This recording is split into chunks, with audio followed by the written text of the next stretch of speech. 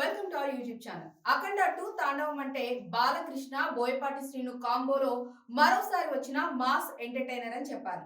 నరదృష్టి పరదృష్టి సమస్త దృష్టి నశి.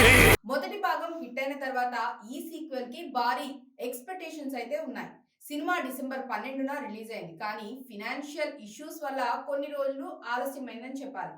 ఇప్పుడు స్క్రీన్స్ మీదకు వచ్చిన ఈ సినిమా ఎలా ఉందో ఒకసారి చూద్దాం. కథ మొదటి భాగం రీక్యాప్ తో స్టార్ట్ అవుతుంది. 17 నుంచి 18 సంవత్సరాల తర్వాత అఖండ హిమాలయాల్లో శివారాధనలో మునిగి ఉన్నాడు. అయితే ఒక చైనా ఆర్మీ జనరల్ భారతదేశానికి వ్యతిరేకంగా కుట్ర పన్నుతున్నాడు.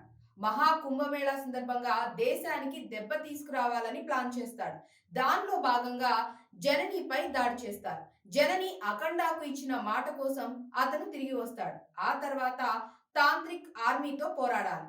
ఇదంతా అఖండ ఒక్కడే ఎలా చేస్తాడు అనేదే మెయిన్ ప్లాట్. బాలకృష్ణ ఈ సినిమాలో డ్యూయల్ రోల్స్ లో ఉన్నాడు. అఖండ పాత్రలో అతని ప్రెజెన్స్ అదిరిపోయిందని చెప్పాలి. ఎవరైనా స్క్రీన్ మీదకు వచ్చిన థియేటర్ లో డ్రామా మొదలవుతుంది.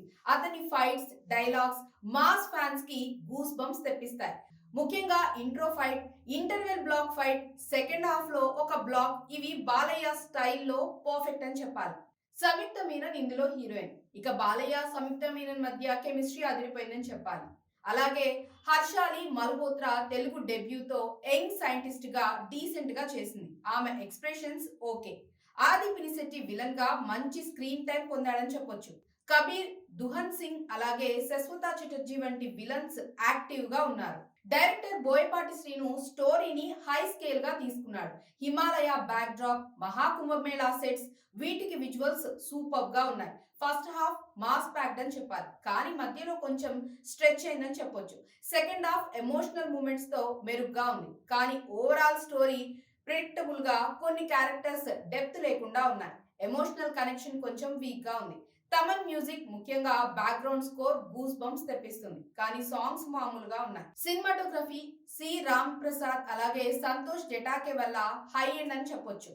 ఇక ఇందులో పాజిటివ్స్ కనుక చూసినట్లయితే Balakrishna performance, fight sequences, background music, emotional moments అన్ని నెక్స్ట్ లెవెల్ అని చెప్పాలి. ఇక నెగటివ్స్ చూసినట్లయితే ప్రిడిక్టబుల్ స్టోరీ ఉండటం, వీక్ నరేషన్, సాంగ్స్ లేకపోవటం, కొన్ని ట్రాక్స్ అవసరం లేకుండా ఉండటం అనేవి నెగిటివ్ పాయింట్స్ అని చెప్పొచ్చు. మొత్తంగా చూసుకున్నట్లయితే బాలయ్య ఫ్యాన్స్ కి అఖండ 2 తాండవం అనే చెప్పాలి. మరి ఇంకెందుకు ఆలస్యం? ఇంకా మీరు టికెట్స్ బుక్ చేసుకోకపోతే వెంటనే వెళ్ళి బుక్ చేసుకొని బాలయ్య మూవీ చూసేసేయండి. అండ్ అలాగే మూవీ ఎలా అనిపించిందో కామెంట్స్ లో చెప్పండి. మరొక ఇంట్రెస్టింగ్ అప్డేట్ తో మళ్ళీ మీ ముందుంటాను. Take care, bye.